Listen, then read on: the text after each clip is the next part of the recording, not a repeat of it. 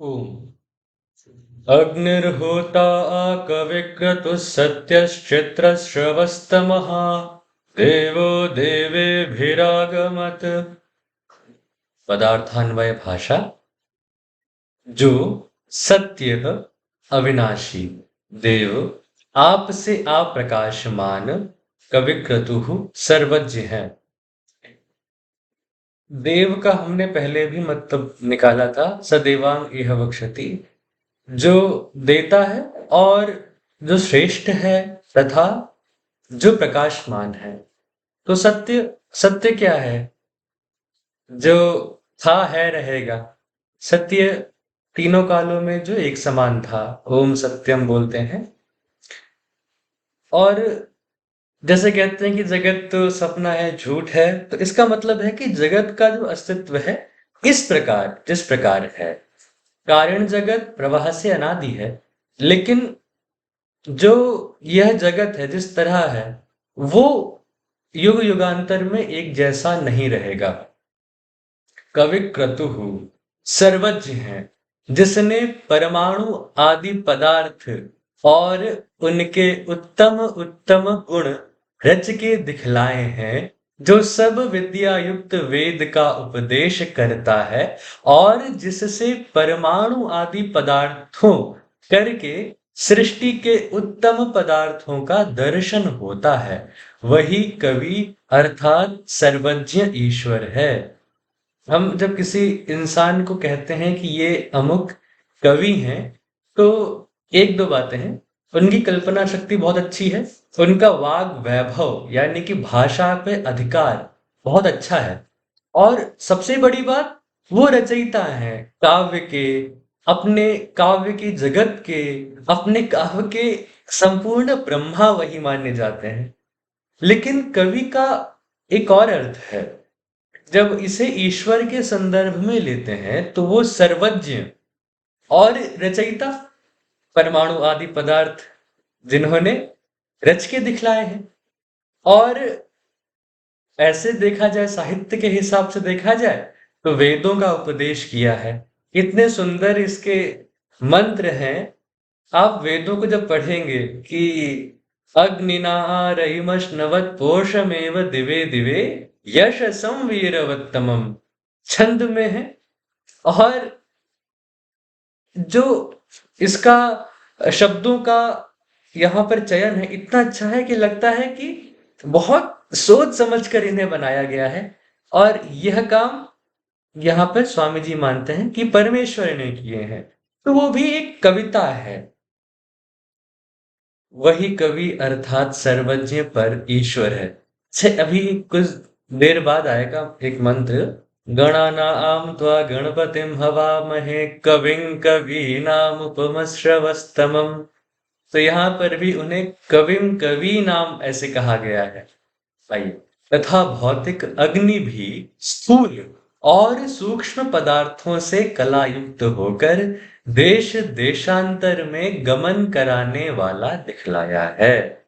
क्योंकि स्वामी जी ने यहाँ अग्नि शब्द से दो अर्थ लिए हैं, भौतिक अग्नि और परमेश्वर।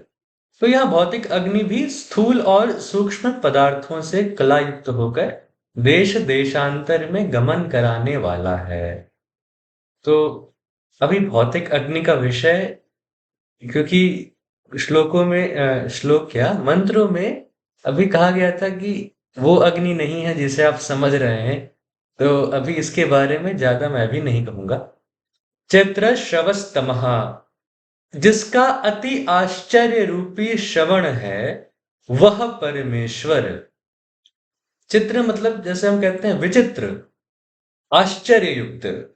श्रवस्तमः, अच्छा, कविं कवीनाम उपम श्रवस्तमः, तो यहां पर भी श्रवस्तमः आया है, जिसके बारे में, जिसकी कीर्ति, जिसके बारे में हम बहुत आश्चर्ययुक्त चीजें सुनते हैं। आज सोचिए ना, परमेश्वर हमारे हर एक कर्म का हिसाब रखता है। हमारे, हम जैसे कितने लोग हैं, हम जैसे इंसान हैं, वैसे ही और पशु आदि भी हैं, उनका भी हिसाब। सबके पाप पुण्यों को यथावत अपने विशाल, क्या कहिएगा, चित्त में, कहाँ पर, कोई मेमोरी डिवाइस में, कहाँ पर, परमेश्वर सब जगह व्याप्त है। तो ये स्टोरेज कहाँ होता होगा? इसके बाद एक भजन है, परम पिता परमेश्वर तूने किस भांति संसार रचा, स्वयं विधाता निराकार तूने जग कैसे साकार रचा। आप निराकार हैं। सोचिए, उसकी सत्ता से जब सूरज, चांद, ऊर्जा और जगत की उत्पत्ति हो रही होगी, तो कैसा नजारा होगा, कैसे किया होगा। परमेश्वर ने सृष्टि बनाई, उससे पहले जो सृष्टि थी, उससे भी पहले कब से सृष्टि आ रही है। हम कह तो देते हैं अनादि है, लेकिन जरा सोचे तो सही, अगर हम इस समय को बहुत पीछे ले जाएं तो कोई तो काल होगा। बहुत ज्यादा पीछे ले जाइए, कितना पीछे ले जा सकते हैं। तो अनादि भी कैसा अनादि, कितना अनादि। तो ये सब चीजें हमारे तर्क में समाती नहीं है, तो उस पे हम आश्चर्य करते हैं। तो उसके बारे में जो हमने सुना है कि परमेश्वर सर्वाधार है, सच्चिदानंद है, ऐसे तो जगत में कितना कुछ होता है, उसमें भी वो आनंद में बना हुआ है, सत है, हमेशा जागता है। ये कैसे संभव है? तो ये सब विचित्र उसकी कीर्ति, उसके बारे में श्रवण है। वह परमेश्वर देवे भी विद्वानों के साथ समागम करने से आगमत प्राप्त होता है। तो यहाँ पर परमेश्वर देवे भी उनके संग करने की आज्ञा दे रहे हैं, सत्संगति की आज्ञा दे रहे हैं, विद्वानों के संग करने की, ज्ञान को बढ़ाने की, श्रेष्ठों के साथ रहने की आज्ञा दे रहे हैं। अच्छा, इनकी एक बार आज्ञाओं को अगर हम देखें तो पहले अग्निमीडे पुरोहितम, हम लोगों को अग्नि की उपासना करनी चाहिए। अग्नि की उपासना, यहाँ पे दो अर्थ हैं। परमेश्वर, ईश्वर की स्तुति, प्रार्थना, उपासना की आज्ञा देते हैं, और भौतिक अग्नि पर अनुसंधान, भौतिक अग्नि की कलाओं को सीखने की आज्ञा देते हैं। इसके बाद अग्नि पूर्वे फिर ऋषि भिरी ड्यो नूतन रुत, फिर से परमेश्वर तर्क आदि से अग्नि को समझने की और चिंतन, और ऋषि होने के पश्चात या फिर उससे पहले परमेश्वर की उपासना करने की भी आज्ञा देते हैं, और ये कहते हैं कि अग्नि ही देवांग एह बक्षति, आपको जो प्राप्त कराएगा वो अग्नि ही प्राप्त कराएगा। या ये समझिए कि जिससे भी हम कामना करें वो परमेश्वर हो, यानी कि हम सिर्फ परमेश्वर से ही एकमात्र सहाय मांगे। हम अदीनाः स्याम शरदः शतम, हम किसी के अधीन ना हो, सिर्फ परमेश्वर के अलावा। यहाँ पर ये दो तीन आज्ञाएं थी। आगे देखिए, अग्निना रयिमश्नवत् पोषमेव दिवे दिवे यशसं वीरवत्तमम्। अग्नि की उपासना करने के बाद ही हमें रयिम, यानी कि अच्छी अच्छी संपत्ति, विद्या, सुवर्ण आदि उत्तम, ये हमने बहुत ज्यादा चर्चा की थी कि विद्या भी मिलती है, सुवर्ण भी मिलता है। सुवर्ण परमेश्वर से मिलता है, सुवर्ण ये अग्नि से भी मिलती है जो भौतिक अग्नि है, और विद्या परमेश्वर से मिलती है, विद्या भौतिक अग्नि से मिलती है। अच्छा, मैं बार बार भौतिक अग्नि के बारे में ज्यादा चर्चा नहीं कर रहा हूं, कारण अभी कहा कि विद्युत वह अग्नि है। ठीक है, अभी विद्युत मान लेते हैं, ये स्थूल विद्युत जिसकी वजह से मैं ये रिकॉर्ड कर रहा हूं, जिसकी वजह से आप ये सुन पा रहे हैं, जिसकी वजह से बत्ती जल रही है, वो विद्युत भी लेंगे तो उससे भी विद्या मिलने लग गई अब तो। और इंटरनेट से विद्या मिल रही है, ऑनलाइन क्लासेस से विद्या मिल रही है, ठीक है। रिसर्च पेपर सब अब पब्लिश होते हैं, तो खैर विद्या परमेश्वर से तो मिलती ही है। विद्या इस भौतिक अग्नि विद्युत रूप जैसा कहा गया था। अभी मैं उसके बारे में पूर्णतः आश्वस्त नहीं हूं कि अग्नि के पाक आदि में जो प्रयुक्त होती है वह अग्नि ना होकर वो विद्युत है। एक और बात, अच्छा हो गया क्या? आगे, अग्नेयं यज्ञमध्वरं विश्वतः परिभूरसि स इत देवेषु गच्छति। इस इस मंत्र में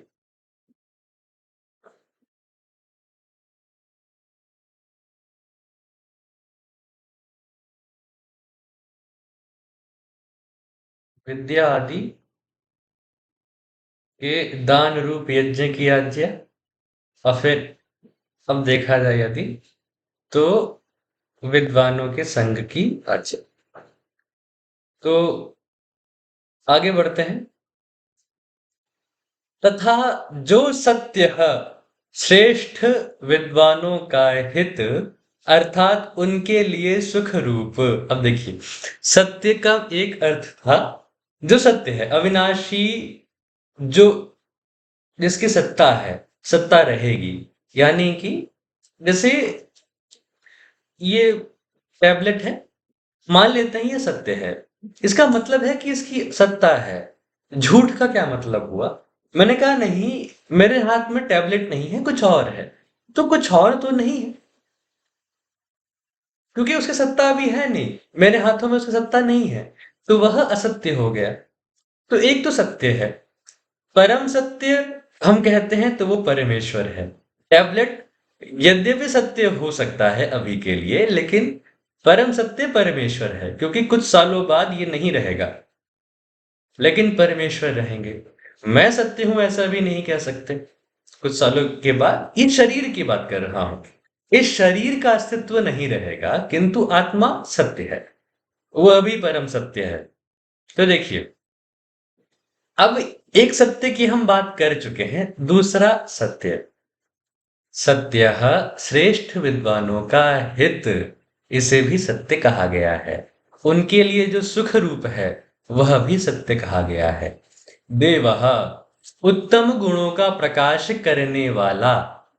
तो देवः यहाँ पर प्रकाशित करने वाला था ही, लेकिन देखिए, एक बार चमक, लाइट वाला प्रकाश था, एक बार कहिए कि जो सबको प्रकाशित करता है, सबका जीवनाधार है, एक वो प्रकाश है, और एक उत्तम गुणों का प्रकाश करने वाला, और एक और जीवनाधार तो है ही, और साथ में जो सबका स्रोत है, जिसके यहाँ देखिए, और जिससे परमाणु आदि पदार्थों करके सृष्टि के उत्तम पदार्थों का दर्शन होता है। अगर जो बनाता ही ना तो दर्शन भी ना होता।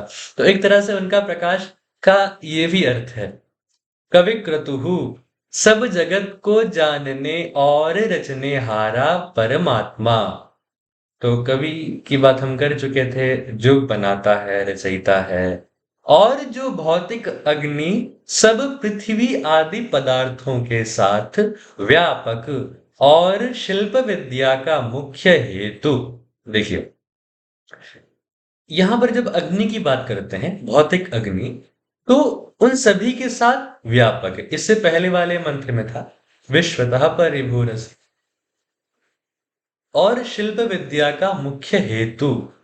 तो यहाँ पर वो भी, क्योंकि शिल्प विद्या का मुख्य हेतु है, कारण है, तो एक तरह से चेतन रचयिता तो नहीं है, लेकिन रचना का एक आधार, रचना का कारण भौतिक अग्नि भी है।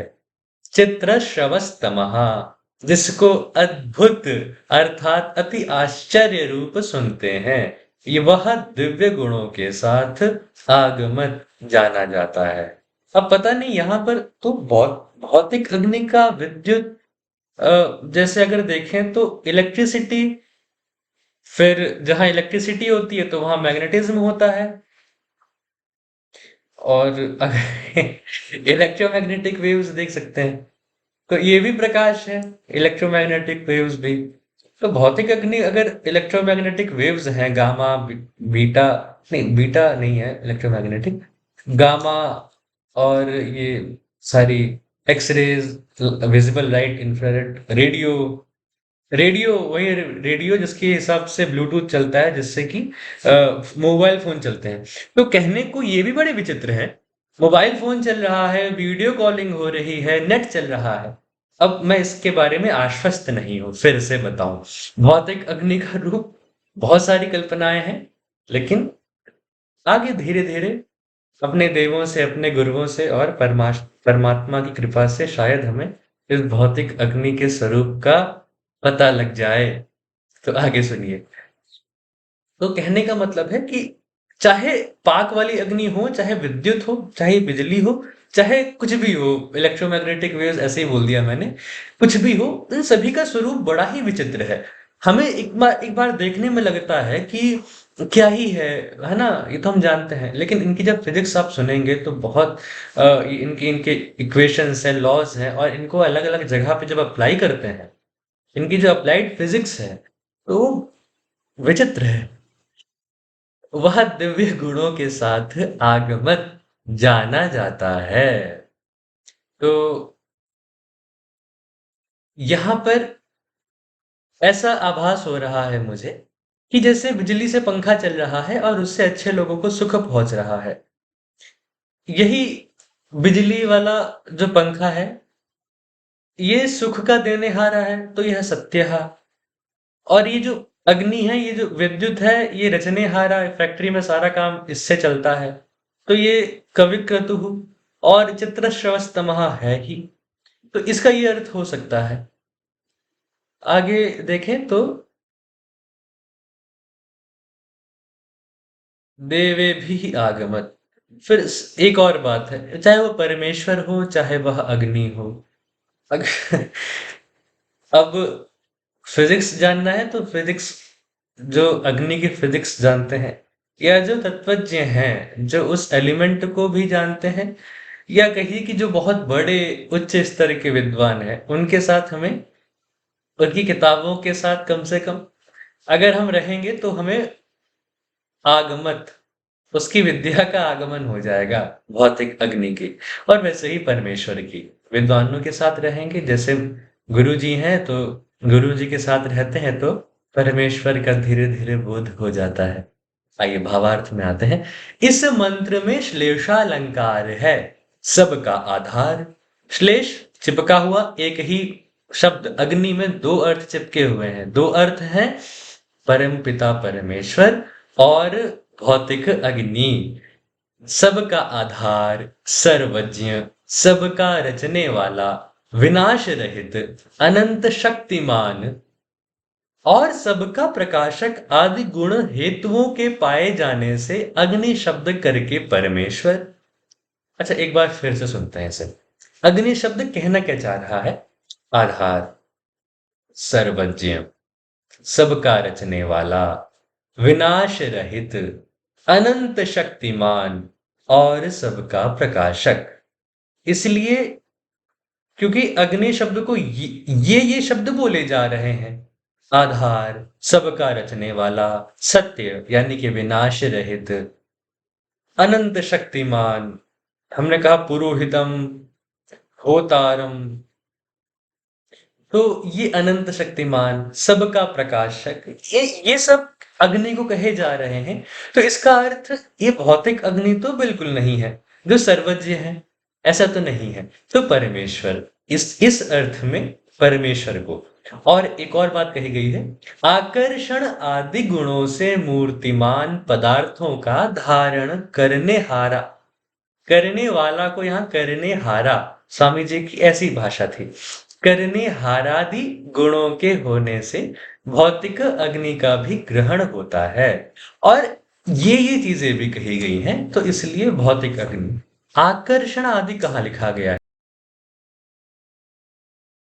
शायद अ, विश्वतः परिभूरसी, इसका अभिप्राय है आकर्षण, जो सब में व्याप्त, ऐसा करके।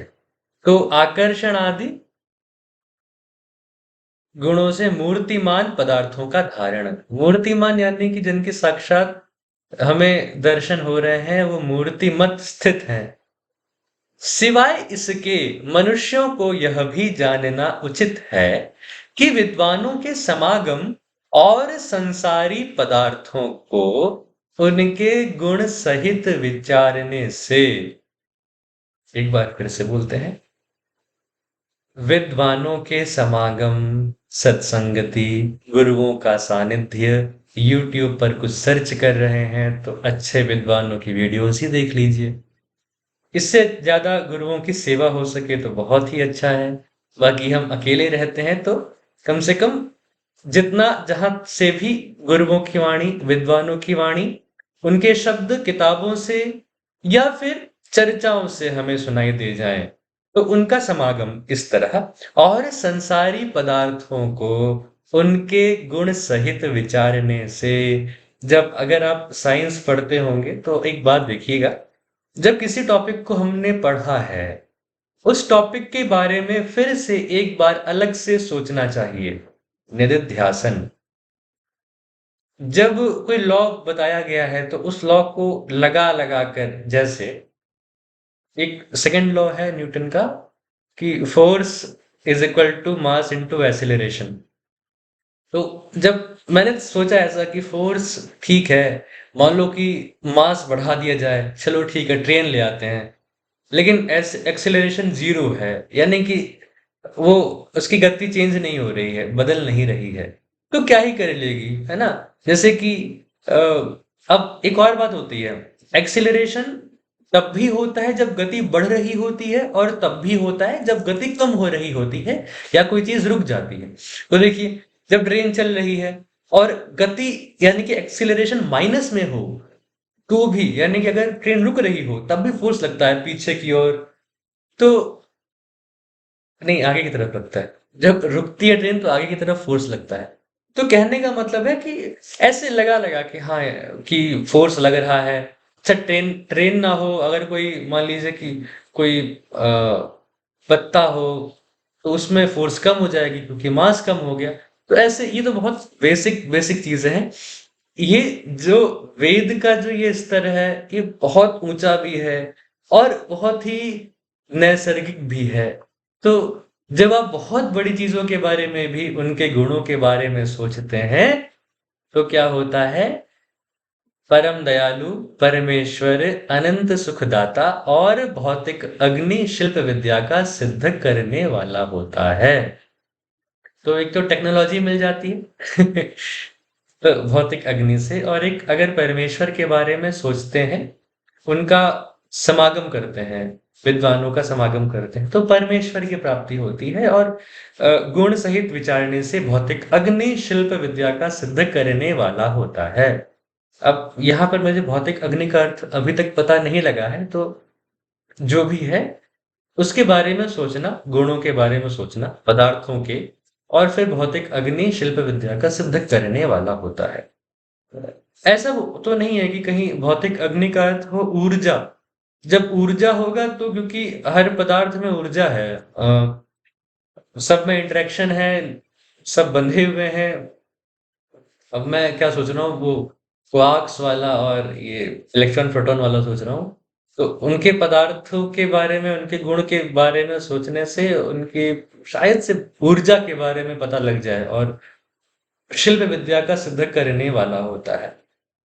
तो विभिन्न तरह से मशीनों में हम उनका उपयोग ले सकते हैं, जैसे इलेक्ट्रॉन माइक्रोस्कोप, खैर एक एक चीज है। मैटर मैटर वेव्स का उदाहरण हो गया। या कहिए कि जैसे जो नई नई तरह की बैटरीज आती हैं, या फिर सिलिकॉन चिप होती है, तो उनकी ऊर्जाओं को समझकर कि जब हम पॉजिटिव पोटेंशियल लगाएंगे तो जो उनका एनर्जी गैप होगा, अ, उसके हिसाब से बढ़ेगा कि कम होगा, कंडक्टेंस बढ़ेगी कि कम होगी। तो शिल्प विद्या सिद्ध करने वाला होता है भौतिक अग्नि के अभी तक कितने अर्थ हो चुके हैं? आध्यात्मिक अग्नि, विद्युत, पाक वाली अग्नि जिसका निषेध किया गया है, तीन तो ये हो गए। फिर इलेक्ट्रोमैग्नेटिक वेव्स, ऊर्जा, यानी कि एनर्जी, अब जो भी होगा देखेंगे। सायणाचार्य ने गमत इस प्रयोग को लोट लकार का माना है। यानी कि गमत, लोट लकार मतलब आज्ञा के अर्थ में होता है। मतलब कि आप जाइए, तो जाइए, ये जो जाइए बन गया ना, अरे जाना एक चीज होती है, जाओ, हाँ, जाओ, तो ये लोट लकार होता है, इसमें ओ लग जाता है, देखिए। आओ, तो ये एक तरह से संस्कृत में इसी अभिप्राय से लोट लकार होता है कि आज्ञा देने के अर्थ में, प्रार्थना के अर्थ में, या फिर हम कभी-कभी अनुमति माँग रहे होते हैं, अपि गच्छाम्यहम्, तो ये ऐसा भी होता है कि सायणाचार्य ने देवेभिरागमत इसे लोट लकार में माना है। इसका मतलब हो गया कि देव, आप देवों के साथ आओ, तो यह प्रार्थना हो गई। और जबकि अगर स्वामी जी की बात माने तो यह एक तथ्य सा हो गया, एक उपदेश हो गया कि वो ऐसे आता है, आया है। तो इसमें जो देखते हैं, अशुद्ध है क्योंकि इस प्रयोग में छंदसी लुंग, यह सामान्य काल बताने वाला सूत्र विद्यमान है। तो अष्टाध्यायी अब याद करनी होगी, व्याकरण पूरा पढ़ के इसका अर्थ बताया जा सकेगा, लेकिन ठीक है। लुंग लकार क्या होता है, ये भूतकाल का एक अ, नहीं नहीं, छंद से लुंग,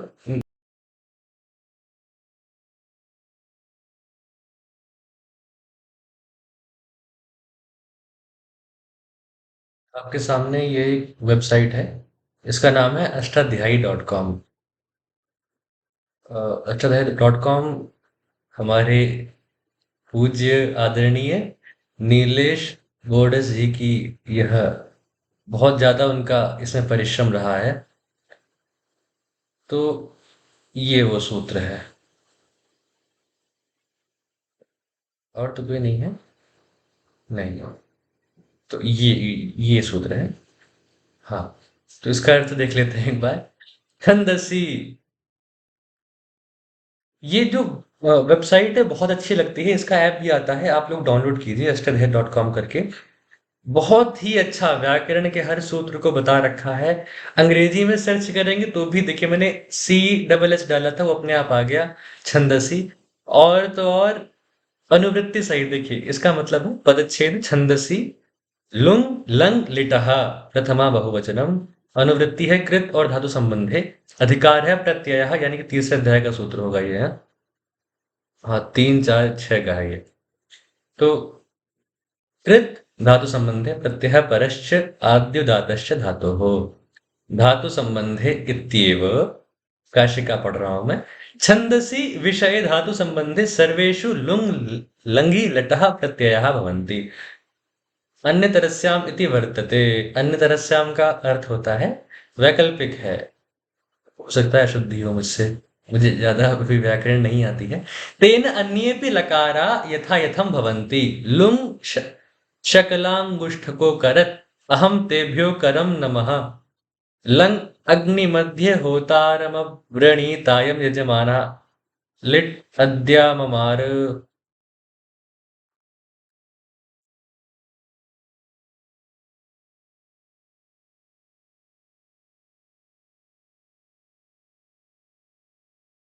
इसका मतलब अब सुनिएगा। अरे वाह, देवो देवी विरागमत, ये तो यहीं पर आ गया, हाँ।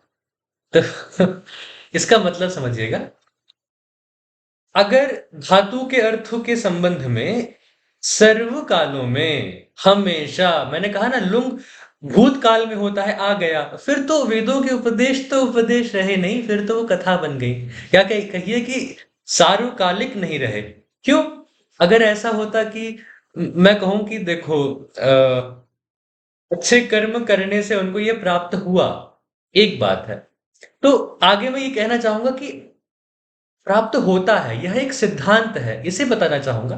तो मैं कहूंगा कि हर काल में ऐसा होता है। तो जब लुंग प्रयोग होता है वेदों में, तो उसका अर्थ होता है हर काल में। जब कहा देवो देवे भिरागमत, इसका मतलब ये नहीं है कि देव देवे भी आ जाओ। इसका मतलब हुआ देव देव के साथ आते हैं सब काल में। वैसे ही लोट लोट में भी लुंग होता है। इदम तेभ्यो करम नमः लंग। ये यहाँ पे उदाहरण दे रखे हैं। तो हो सकता है कि मैंने अच्छे से अर्थ ना किया हो, और ये बहुत ही स्वाभाविक है क्योंकि अभी अष्टाध्यायी का मुझ में बहुत कम बहुत ही कम ज्ञान है। तो आइए वापस आ जाते हैं यहाँ पर। यदंग दाशु शेतु त्वमग्ने भद्रम, ये तो हो गया। तो ठीक है। छंदसी लुंग यह सामान्य काल बताने वाला सूत्र विद्यमान है। यानी कि गमक का मतलब है सामान्य काल में ऐसा होता है, ना कि ऐसा हो ऐसा हो जाए या फिर ऐसा हुआ। ठीक है, धन्यवाद। ओ